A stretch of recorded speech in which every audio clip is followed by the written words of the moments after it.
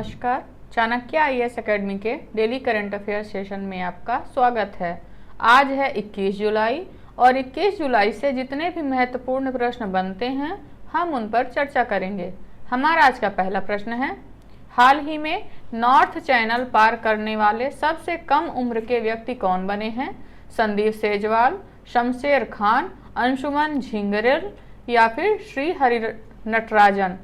तो अभी हाल ही में अंशुमन झिंगरन हैं जिन्होंने नॉर्थ चैनल पार सबसे कम उम्र में पार किया है। तैराक अंशुमन झिंगरन ने नॉर्थ चैनल को सफलतापूर्वक पार करने वाले विश्व के सबसे कम उम्र के व्यक्ति बनने की उल्लेखनीय उपलब्धि हासिल की है। नॉर्थ चैनल उत्तरी आयरलैंड के उत्तर पूर्वी तट और स्कॉटलैंड के दक्षिण पश्चिमी तट के बीच स्थित है, जो एक जल डमरू मध्य के रूप में कार्य करता है, जो ऑयल ऑफ मैन के उत्तर से शुरू होता है और आयरिश सागर के अंत को चिन्हित करता है। हमारा आज का अगला प्रश्न देखेंगे, हाल ही में पॉइंट्स ऑफ लाइट पुरस्कार किसने जीता है? मोक्षा राय, जॉन मुइर, वंदना शिव या अनुमित रॉय। तो अभी हाल ही में मोक्षा रॉय ने पॉइंट्स ऑफ लाइट पुरस्कार जीता है। भारतीय मूल की 7 वर्षीय मोक्षा रॉय को पर्यावरण की मदद में उनके उत्कृष्ट प्रयासों के लिए ब्रिटिश प्रधानमंत्री का पॉइंट ऑफ लाइट पुरस्कार मिला है।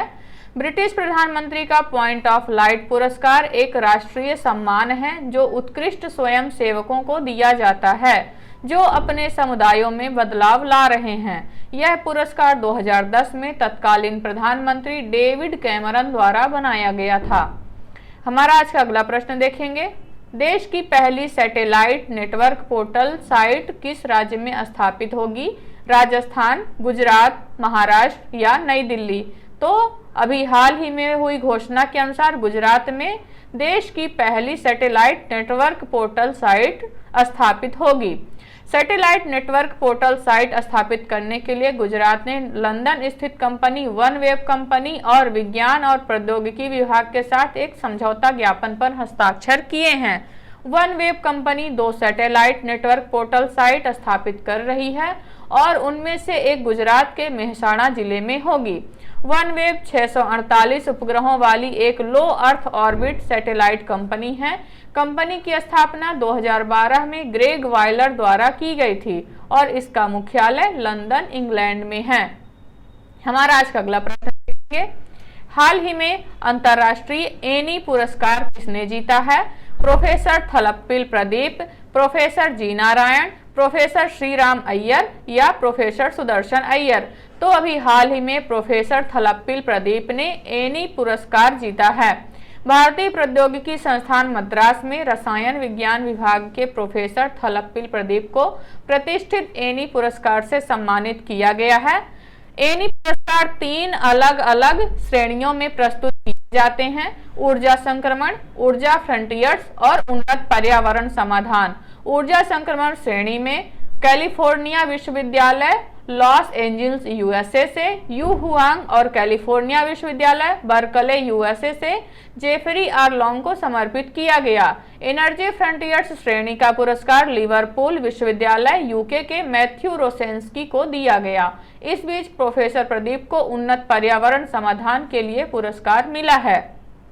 हमारा आज का अगला प्रश्न देखेंगे, डीडी स्पोर्ट्स ने फीफा महिला विश्व कप 2023 के लिए किस देश के टीवी अधिकार हासिल किए हैं? अमेरिका, भारत, नेपाल या बांग्लादेश। तो अभी हाल ही में डीडी स्पोर्ट्स ने फीफा महिला विश्व कप 2023 के लिए भारत के टीवी अधिकार को हासिल किया है। डीडी स्पोर्ट्स ने भारत में आगामी फीफा महिला विश्व कप 2023 के लिए टेलीविजन अधिकार सुरक्षित कर लिए हैं। डीडी स्पोर्ट्स की शुरुआत 18 मार्च 1998 को हुई थी। प्रसार भारती के सीईओ गौरव द्विवेदी ने बताया कि 20 जुलाई 2023 से शुरू होने वाला यह टूर्नामेंट उद्घाटन अवसर को चिन्हित करेगा, जब विश्व कप की सह मेजबानी 2 देशों अर्थात ऑस्ट्रेलिया और न्यूजीलैंड द्वारा की जाएगी। हमारा आज का अगला प्रश्न देखेंगे, हाल ही में आईआईटी रुड़की द्वारा किसको खोसला राष्ट्रीय पुरस्कार से सम्मानित किया गया है? डॉक्टर अवनी चतुर्वेदी, डॉक्टर भावना शर्मा, डॉक्टर कनिष्क विश्वास या डॉक्टर पुनीत रंजन। तो अभी हाल ही में डॉक्टर कनिष्क विश्वास को खोसला राष्ट्रीय पुरस्कार से सम्मानित किया गया है। हाल ही में IIT रुड़की ने डॉक्टर कनिष्क विश्वास को खोसला राष्ट्रीय पुरस्कार से सम्मानित किया है। डॉक्टर कनिष्क विश्वास एक उदारवादी वैज्ञानिक हैं और उन्होंने अपने अनुसंधानों से साइंटिफिक और तकनीकी जगत में बड़ा योगदान दिया है। हमारा आज का अगला प्रश्न देखेंगे। हाल ही में किसने भारत की पहली अंतर्राष्ट्रीय बिजली परियोजना शुरू की है? Reliance group, Adani group, NTPC या NHPC? तो अभी हाल ही में अदानी ग्रुप ने देश की पहली अंतर्राष्ट्रीय बिजली परियोजना शुरू की है। हाल ही में अदानी ग्रुप ने भारत की पहली अंतर्राष्ट्रीय बिजली परियोजना की शुरुआत की है। यह परियोजना एक महत्वपूर्ण कदम है जो भारत को विदेशी देशों के साथ विद्युत संबंधों को मजबूत करने में मदद करेगी। हमारा आज का अगला प्रश्न देखेंगे। हाल ही में विश्व बधिर युवा बैडमिंटन चैंपियनशिप 2023 का आयोजन कहाँ किया गया है? जर्मनी, ब्राजील, न्यूजीलैंड या फिर आयरलैंड? तो अभी हाल ही में ब्राजील में विश्व बधिर युवा बैडमिंटन चैंपियनशिप 2023 का आयोजन किया गया है। हाल ही में विश्व बधिर युवा बैडमिंटन चैंपियनशिप 2023 का आयोजन ब्राजील में किया गया है।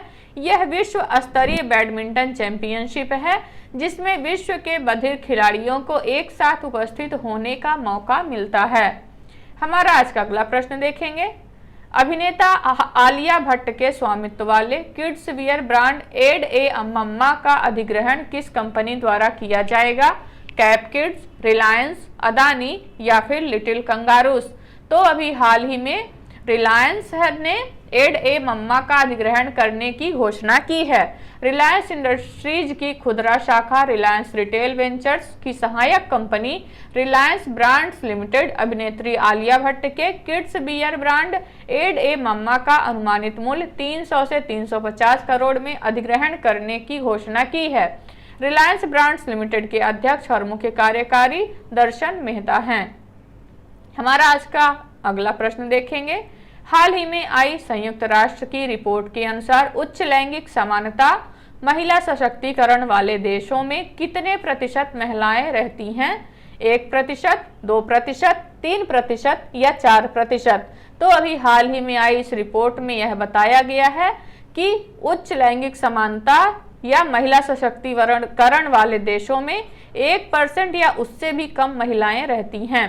संयुक्त राष्ट्र महिला और UNDP द्वारा वुमेन डिलीवर कॉन्फ्रेंस में लॉन्च की गई एक नई वैश्विक रिपोर्ट दुनिया भर में लैंगिक समानता और महिला सशक्तिकरण हासिल करने में चुनौतियों पर प्रकाश डालती है।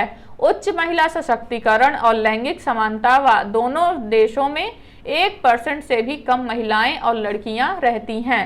रिपोर्ट में महिलाओं के मानव विकास में प्रगति का आकलन करने के लिए उपकरण के रूप में 2 सूचकांक, महिला सशक्तिकरण सूचकांक और वैश्विक लिंग समानता सूचकांक पेश किए गए।